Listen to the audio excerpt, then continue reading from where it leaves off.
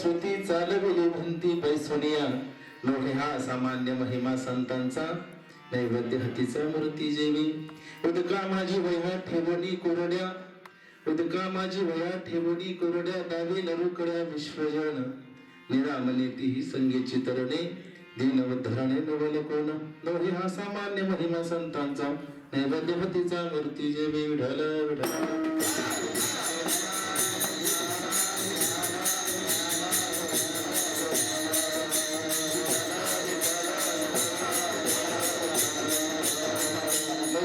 मक्की बोलविल्या श्रुती चालविली भिंती बैसोनिया नव्हे हा सामान्य महिमा संतांचा नैवेद्य हतीचा मूर्ती जे विवाहयोग पेटे तटे भीमरत्यम वरम कुंडलिका धातु मनेंद्री समागत तिष्ठन्तमानंद कन्नम परब्रह्मलिंगम भजे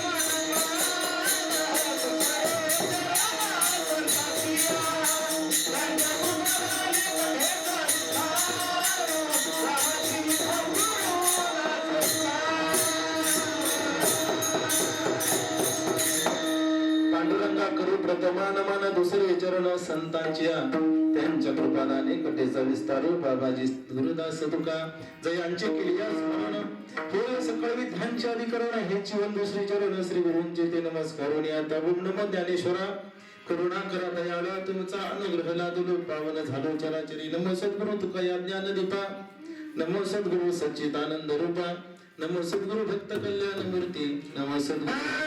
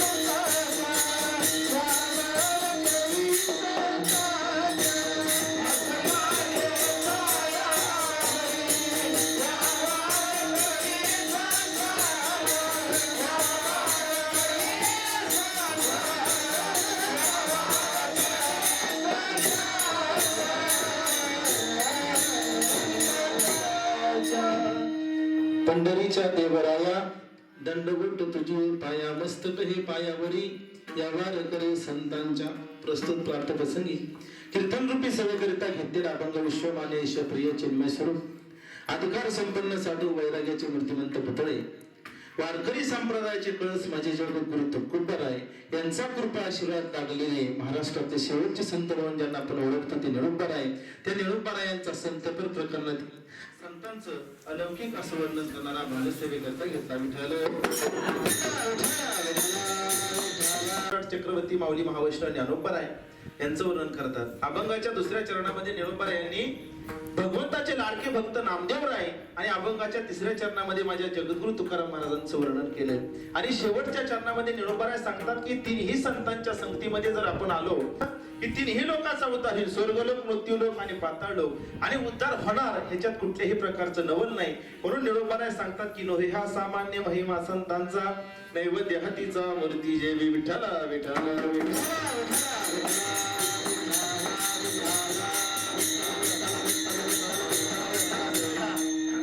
कीर्तन रूपी सेवेला सुरुवात करण्याआधी थोडासा परिहार तो म्हणजे असा की आज श्री क्षेत्र विठ्ठलवाडी धाकटे पंढरपूर या ठिकाणी चालू असणारा हा प्रत्येक महिन्याला एकादशी निमित्त कीर्तन रूपी सेवा त्याच्यानंतर महाप्रसाद हा बरेच दिवसापासून हा चालू आहे महाराजने आणि त्या माझ्यासारख्या अल्पबुद्धीच्या पामराला सेवा करण्याची संधी मिळाली की मी माझं परम भाग्य समजतो।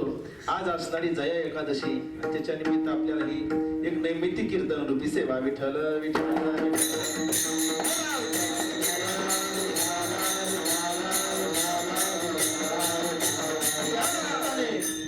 महाराष्ट्रातच नाही तर महाराष्ट्राच्या बाहेर नामवंत असणारे सगळे गुणवंत असणारे माझ्या गुरूंच्या स्थानी असणारे प्रत्येक व्यक्तीचं नाव घेणं शक्य नाही, पण ज्यांची नावं माहिती त्यांची घेतो। एक आपल्या इंदापूर तालुक्याचं वैभव म्हटलं तरी वावगं ठरणार नाही। आमचे गुरुवारी हरिभक्तीपरायण बाबाजी महाराज खरतोडे ना भाग्यवंत नटे हरे कीर्तने, कारण तरण्या माणसाने डीजे समोर नाचू नये महाराज, डीजे समोर भूत नाचतात, आता भूताच्या पेक्षा हाडळी सुद्धा नाचायला लागल्या। पण महाराजांनी सांगितलं तरणा भाग्यवंत नटे हरी कीर्तनी। अगदी तरुण वयामध्ये आमचे हरिभक्तीपरायण कीर्तन केसरी म्हणून महाराष्ट्रामध्ये अनेक प्रकारे नावलौकिक मिळालेला असे असणारे आमचे गुरुबंधू विकासजी महाराज देवडे त्यांच्याबरोबर गायनाचार्य म्हणून आलेले दादा, तुमचं नाव काय? प्रशांत नाईकवाडी म्हणून अगदी कोकणी सारखा आवाज आहे दादांचा, ते दादा सुद्धा आले। तसेच शेजारी दुसरे एक दादा आहेत, आता तुम्हाला दादाच म्हणतो, नाव काय माहित नाही। सगळे टाळकरी मंडळी विनीकरी बाबा चोपदार आणि जय महाराष्ट्र सेवा युट्यूब चॅनल कडनं आपल्याला शूटिंग करण्याकरता लाभलेले आमचे ऋषिकेश दादा, म्हणून सगळ्या उपस्थितांच्या चरणावरती नतमस्तक होतो आणि कीर्तन रूपी सेवेला सुरुवात विठ्ठल विठ्ठल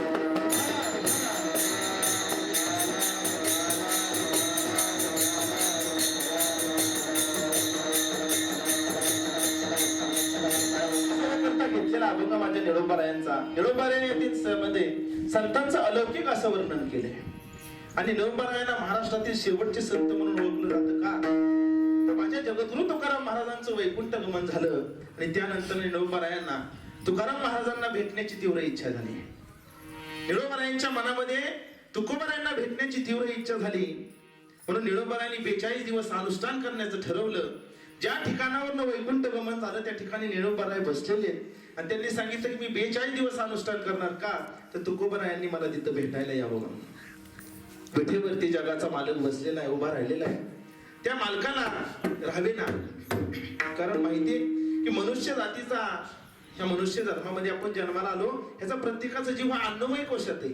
21 दिवस जर आपण अन्न खाल्लं नाही, 7 दिवस जर आपण पाणी पिलं नाही तर जिवंत राहू शकत नाही, हे माझ्या जगाच्या मालकाला समजलं।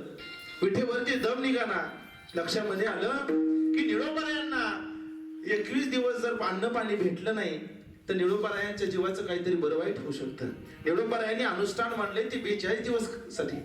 निळोबारायांना जर जगद्गुरु तुकोबाराय भेटायला नाही आले तर जीवाचं काहीतरी बरं वाईट होईल। तुकोबाराय भजनामध्ये वैकुंठामध्ये भजनामध्ये दंग आहे आणि निळोबाराय मात्र कोणाची ऐकायला तयार नाहीत। म्हणून विठेवरनं माझ्या जगाच्या मालकानं उडी टाकावी आणि निळोबारायांच्या समोर येऊन उभा राहावं आणि निळोबारायांना हाक मारावी, निळोबाराय उठा, निळोबाराय मी आलोय। निळोबारायांनी डोळे न उघडता सांगितलं, अरे तू आलाय पण तू कोण? तू कोण रे? मी तुला ओळखत सुद्धा नाही.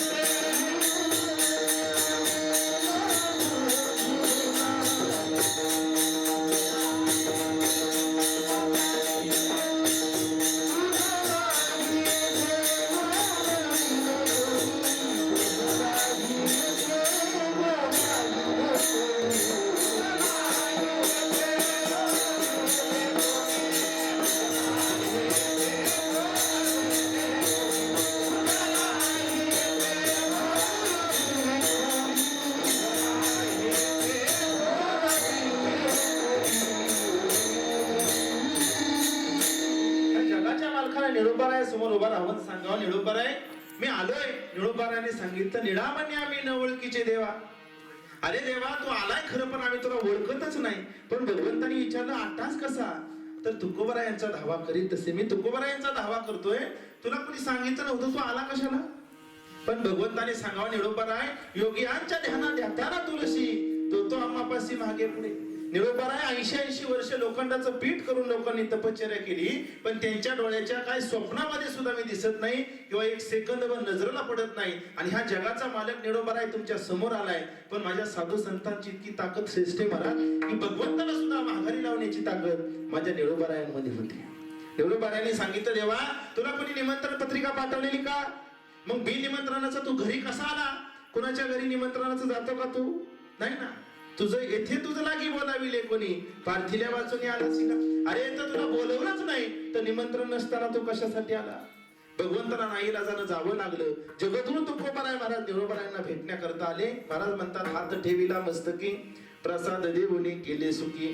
असा आशीर्वाद लागलेले माझे निळोबाराय आणि त्यांचा सेवेकरता घेतलेला भंग विठ्ठल.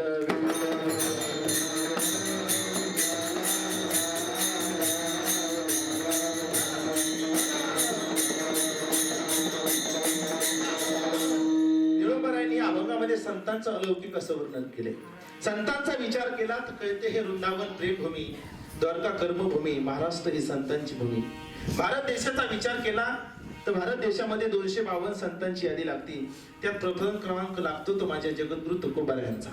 कोण तुकोबाराय? महाराज म्हणतात, हरिभजनी हे ढवळीले जग ते तुकोबाराय. कोण तुकोबाराय? चाळोनी संसार बैसलो अंगणी ते तुकोबाराय. माफी मागून बोलतो महाराज, घरात नाही धान, पोटात नाही आण, गावात नाही मान, चित्तात मात्र सदैव समाधान.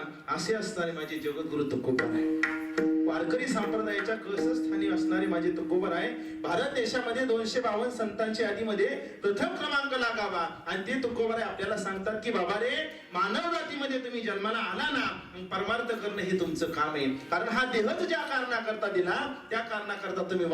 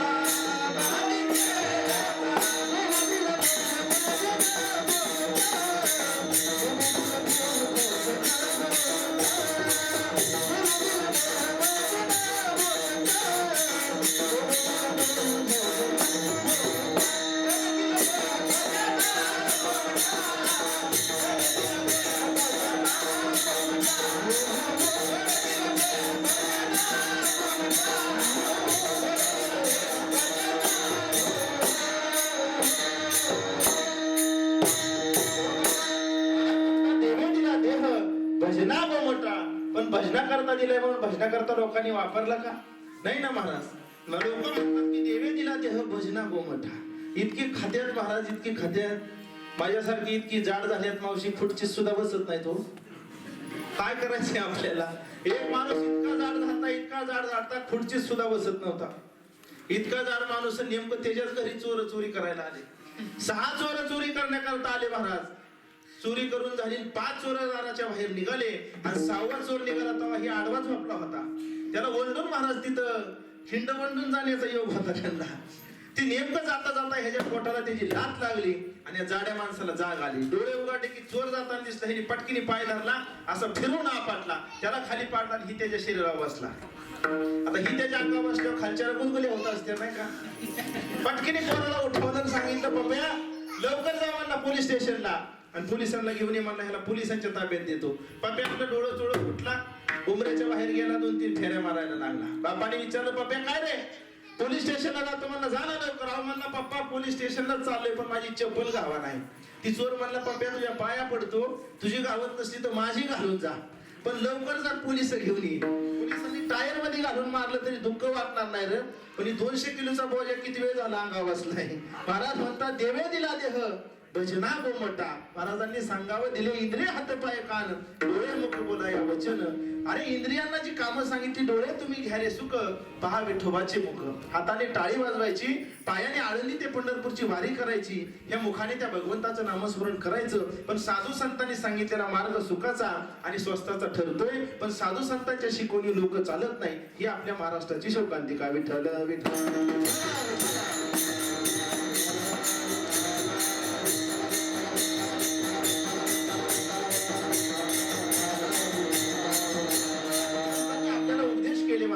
साधू संतांनी अनेक उपदेश केले की तुम्ही मनुष्य जातीमध्ये जन्माला आला ना, परमार्थ करणं हे तुमचं काम आहे.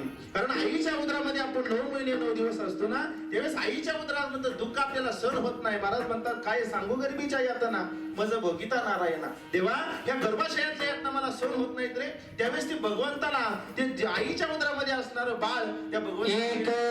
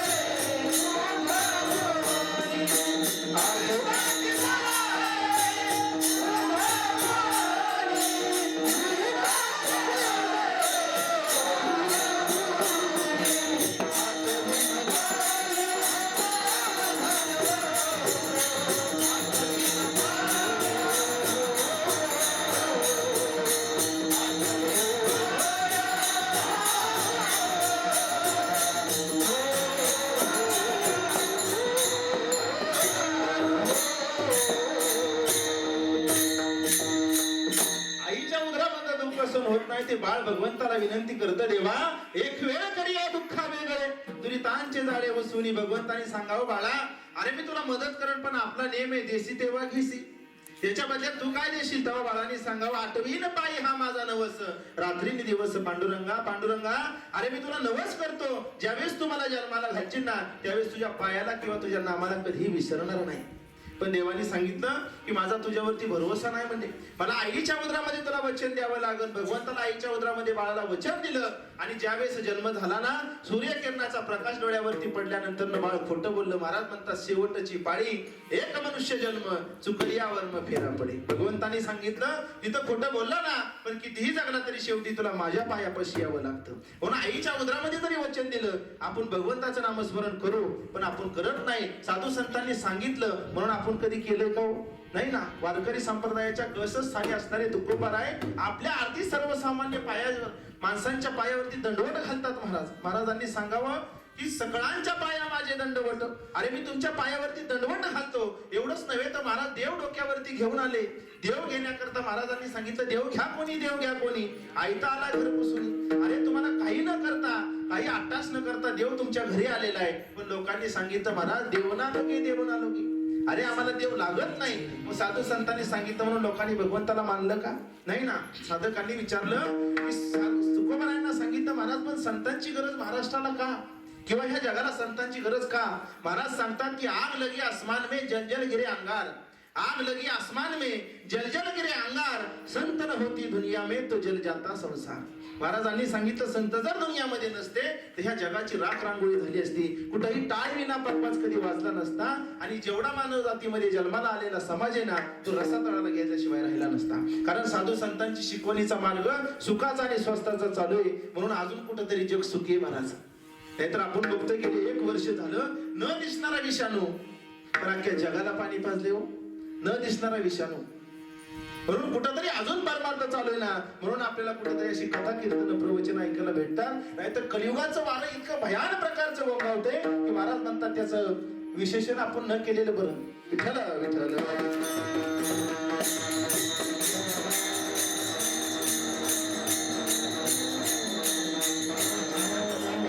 साधकांनी तुकोबारायांना विचारलं महाराज संतांची गरज का? आम्हाला कळलं. पण महाराज तुम्ही सांगता म्हणून आम्ही देवाची पूजा केली असती हो.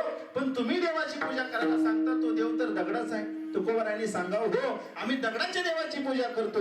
कारण महाराज म्हणतात आम्ही प्रत्येक ठिकाणी त्या देवाला, त्या प्रत्येक ठिकाणी कणाकणामध्ये आम्ही त्या भगवंताचं अस्तित्व मानतो. महाराज म्हणतात जळी स्थळी काष्टी पाशाणी आहे वनमाळी जेथे ते. अरे देव कुठं नाही हो. हे सर्व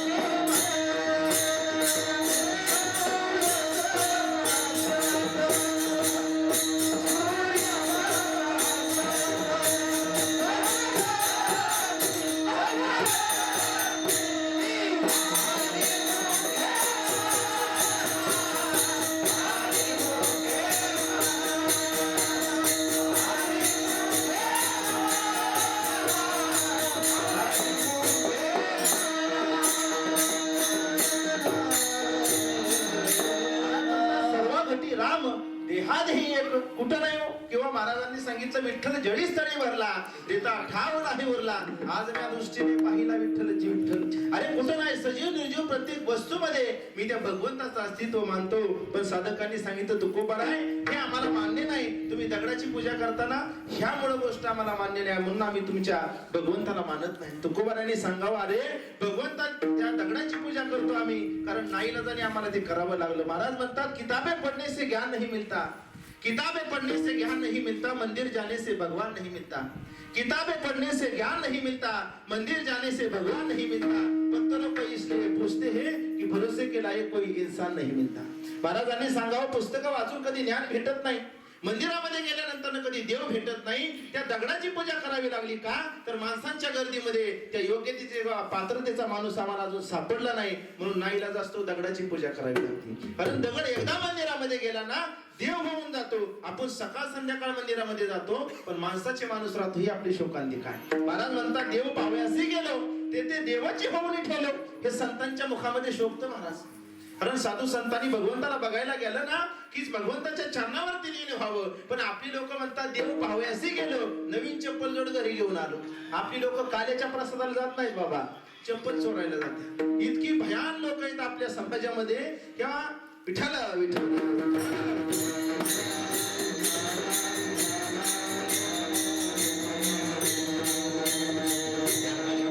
इतकं भयान प्रकारचं गोंगावणार आहे ना की महाराजांनी सांगितलं भगवंताला लोक कमी मानणार, पण नाही त्या ठिकाणी लोक जास्त गेल्याशिवाय राहणार नाही. कारण नाही त्या ठिकाणी लोक जाणार आणि स्वतः सगळी रसातळा जाणार. मगाशी सांगितलं नाचू तरणा भाग्यवंत नटे हरी कीर्तनी. आताच्या पोरांना म्हणलं ना बाबा तू टाळ घे, ती पोरग म्हणतं महाराज मी कॉलेजला आहे, माझं वय आहे का मला टाळ घ्यायचं. म्हणतं वय ह्याचं कधी येईल, तोंडात जात नसल्यावर रामकृष्ण हरी म्हणता नाही आल्यावर मग म्हणायचं महाराज कुठं कीर्तनाला चालला असतं तर आम्हाला घेऊन जा की. त्याला म्हणलं चौघ घेऊन ये म्हणजे घरी पार्सल होईल बॉडी. काय सांगायचे महाराज, अहो वेळ निघून गेली, इष्टी निघून गेल्या हात करून उपयोग होत नाही. इष्टी निघून गेल्यानंतर हात वेळ कधी कोणासाठी थांबायला तर नाही. काळ हे इतकं मोठंही आहे ना महाराज की काळ कधीच कोणासाठी थांबत नाही. गेलेली वेळ आपल्याला परत भेटणार नाही. म्हणून साधू संतांनी अनेक आठ्ठासाने तुम्हाला आम्हाला सांगितलं की बाबा आणि भजन हे तुम्हाला ह्याच देहात घडणार आहे. अनेक दुसरा कुठलाही जन्म मिळू द्या, त्याच्यात कधी कोणाला बुद्धी दिली का नाही ना. महाराज म्हणतात पशु काय पाप पुण्य झालं ती उत्तम मध्यम भोग भोगी ती अजिबात नाही. अहो कधी कुत्र्याच्या जन्माला जावा, आपल्याला कधी कीर्तन ऐकायला भेटल का. जनावरांच्या जावा, गाई म्हशीच्या जन्माला जावा, पण महाराज म्हणतात की याच देही गडे देवाचे भजन. आणि हे ज्ञान कुठेच नाही हो.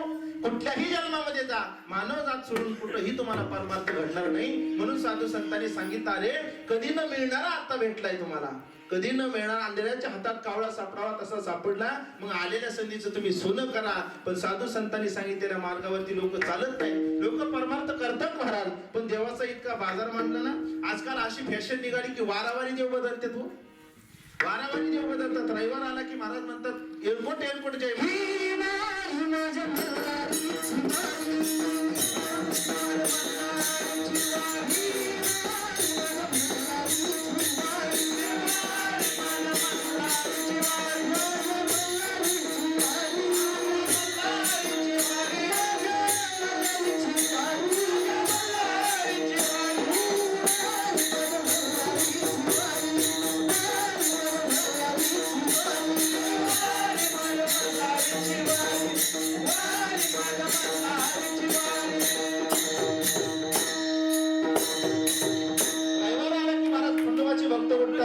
वारी माझ्या मल्हारीची वारी. रविवारच्या पाठोपाठ लगेच सोमवार आला. महाराज म्हणतात शिव भोळा चक्रवर्ती त्याचे पाय माझे चित्ती. सोमवारला चिकटू लगेच मंगळवार आला.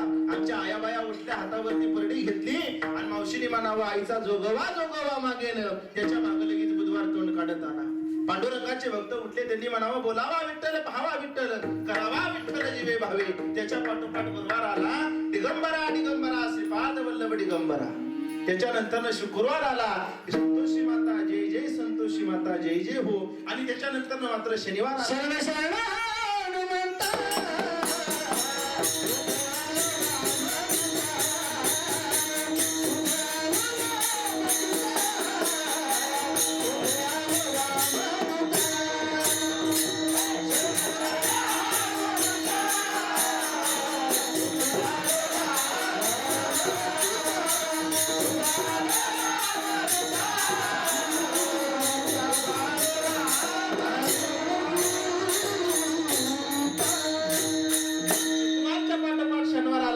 लगेच मारुतीरायाची भक्ती शरण शरणजी हनुमंता तुम्हा आलो रामदूता. परत रविवार आला आणि खंडोबाची भक्ती चालू झाली. महाराज म्हणतात मनी नाही भाव देवा मला पाव. देव बाजारचा भाजीपाला आहे का हो? नाही ना. अहो रोज आपण प्रत्येक दुकानात जर उधार पावशेर साखर मागायला गेलो ना, 8 दिवस 8 दुकानं जर झाली ना, 9व्या दिवशी आपल्याला उधार मागाय कुठं तोंड आहे नाही ना. म्हणून महाराजांनी सांगितलं अरे कुठल्या तरी एका देवाची भक्ती करा. एक धरीला चिठ्ठी आम्ही त्या रुक्माईचा पती. महाराजांनी सांगितलं आपला तो एक देव करून घ्यावा. महाराजांनी अनेक सांगितलं का नाही ना, महाराजांनी सांगितलं आपला तो एक आहे, कुठल्या तरी एका देवाची पूजा करा, जास्त देवाचा बाजार मांडायची गरज नाही. कारण लय बाजार मांडला तर संकट काळी कुठला देव मदतीला धावणी काढणार नाही ना महाराज. आणि लोक आता इतकी चंचल बुद्धीची झालेत ना की विचारता सोय नाही. एका माणसाने गणपतीचं व्रत केलं, चतुर्थीचं व्रत केलं, अगदी निरंकार चतुर्थीचा उपवास धरला. 9:30 वाजता चंद्रोदय होणारे बायकोला सांगितलं मी उपवास धरलाय, मस्त पैकी म्हणजे पंचपक्वानाचं भोजन करायचं आणि माझ्या गणपती बाप्पाला नैवेद्य दाखवण्याकरता एक ताटलीभर मोदक करायचे. मोदक तयार झाले, गणपती बाप्पाला महाराज त्या पाटावरती बसवले, सडा सारवून रांगोळी झाली, गणपतीला धूपदीप लावले, आरती झाली, आरती चालू झाली, फुलं वाहिली, गणपती बाप्पाची आरती चालू झाली. आरती चालू असताना तिथे एक उंदराचं पिटकुल आलं आणि त्या उंदराच्या पिटकुलाने त्या ताटातला एक मोदक घेतला, महाराजांनी उंदराचं पिटकुल निघून गेलं. ह्याला राग आला, ते म्हणला अरे कशाचा देव गणपती, एवढी मोठी तुझी डेरी म्हणला, एवढी मोठी तुझी सोंड आहे आणि एवढीसं पिटकुल आलं तर तुला ऐकत नाही म्हणला, तुझा मोदक घेऊन गेला, कशाचा देव म्हणला, त्याला मान्यच नाही. त्याने उचलला गणपती महाराज, टाकला पाण्यात, उंदीला दुसऱ्या दिवशी धरला आणि पाटावर ठेवला. कारण ती मनचंद होतं महाराज, ते आपल्यासारखं एकारण होतं ना, मनचंद होतं. ती प्रत्येक वेळेस वेगळ्या वेगळ्या पद्धतीने चालायचं. गणपतीचा राग आला, गणपती उचलला, पाण्यात टाकला आणि उंदीर मामा धरला. उंदीर मामाला महाराज सडा सारवून रांगोळी केली, पाटावरती आसन टाकलं, उंदराला तिथं ठेवलं, फुलं वाहिली, उदबत्ती पेटावली, आरती चालू झाली. आता तुम्हाला येते का आरती? नसली येत माझ्या माग म्हणा जय देव जय देव जय उंदीर मामा, तुमच्या कष्टाची काय वानू सीमा, रात्री ओली करीचा ताट, गाडग्या मडक्यात तुमची कटकट. अहो अशी उंदराची आरती चालू झाली की बोक्याला नाही ना बघावलं मावशी. बोक्याने बघितलं, बोक्या म्हणला एका मिनिटात म्हणलं मी ह्याचं ऑपरेशन करून टाकतो. म्हणला ह्या उंदराचा एवढा थाट, अशी झेप घेतली महाराज, पटकीने उंदीर पोटात. मग ह्याच्या लक्षात आलं, म्हणला खरा उंदीर, खरा देव तर म्हणला उंदीर नाही, खरा देव तर म्हणला बोक आहे. तिसऱ्या दिवशी ह्याने बोका धरला महाराज, बोक्याला सुद्धा पाठावर बसवलं. काका बोक्याची आरती येत नाही बरं का, मला नका माझ्याकडे बघू, पुढच्या वेळेस ती पाठ करून येईल. बोक्याची आरती चालू झाली महाराज, सडा सारवण झालं, रांगोळी काढली आणि बोक्याची आरती चालू झाला असताना दारातनं उमऱ्यातनं कुत्रं चाललं होतं. कुत्र्याला काही देखावलं नाही. कुत्रं म्हणलं बघ आता मला बघितलं हे 2 किलोमीटर पळतो आणि हे जी तुम्हाला आज आरती चालू आहे, त्यांनी नुसतं हुसकावलं की बोका पळून गेला. त्याला वाटलं आता बरोबर आहे, आता खरा देव म्हणला कुत्रच आहे. त्यांनी कुत्रं धरलं महाराज, नेहमीप्रमाणे आपल्या पाटावरती मांडलं, सडा सर्व रांगोळी केली, फुलं वाहिली, उदबत्ती ओवळायला लागला. तेवढ्या शेजारी चुली बायको भाकरी करत होती. बायकोला माहित होतं, म्हणले ही मनचंद आहे, हे कधी कुत्र पूजन, कधी मांजर पूजन, कधी उंदीर पूजन, ह्याचा भरवसाच नाही म्हणले. कुत्र्याची आरती चालू झाली, बायको आपली म्हणली जाऊ दे, ती ह्याच्याकडे लक्ष देत नव्हती. ती आपलं गुरं ढोरं पोरं म्हशी धारा शेतातली कामे ह्याच्यात बघणं असायची, ही ह्याच्या कधीच नादी लागत नव्हती महाराज. तिने आपली भाकरी केली, एक भाकरी तव्यात, एक काठवटीत आणि गरम गरम भाकरी एक टोपल्यात. आता कुत्र्याचं शिपूट नळीत 4 वर्ष घालून ठेवलं आणि दुसऱ्या दिवशी काढलं तरी निघल का सरळ नाही ना, ती लगेच वाकडं होतं महाराज. कुत्र्याला आरती चालू असताना गरम गरम भाकरीचा वास आला हो. कुत्र्याने जी झेप घेतली म्हणता महाराज, एक टोपल्यात ती भाकर उचलून पळून जाणार, तसा बायकोला राग आला. बायकोनी महाराज जळतं लाकूड उचललं आणि कुत्र्याच्या पेटात घातलं. केव केव केव केव करत कुत्र पळालं. आता कुत्र पळाले तुम्हाला सुद्धा कळालं. त्यांनी बायकोचा हात धरला ना, म्हणला तूच देव आहे, चल तूच देव आहे म्हणला, तुलाच पाटा बसायचं, तूच देव आहे. ती म्हणली काय सांगा बाई, कधी उंदरा पूजन, कधी मांजार पूजन, कधी कुत्र पूजन, आता तर म्हणली मलाच देव म्हणतोय. काय नाही म्हणली महाराज हे जर खरं, अहो आज मला पूजन उठाने उद्या बुटाने मारल्याशिवाय राहायचं नाही. महाराज म्हणतात असं मनचंद नाही हो, एकाग्र चित्ताने फक्त एका देवाची पूजा करा, तो आपल्या संकटकाळी मदत केल्याशिवाय राहणार नाही. म्हणून महाराज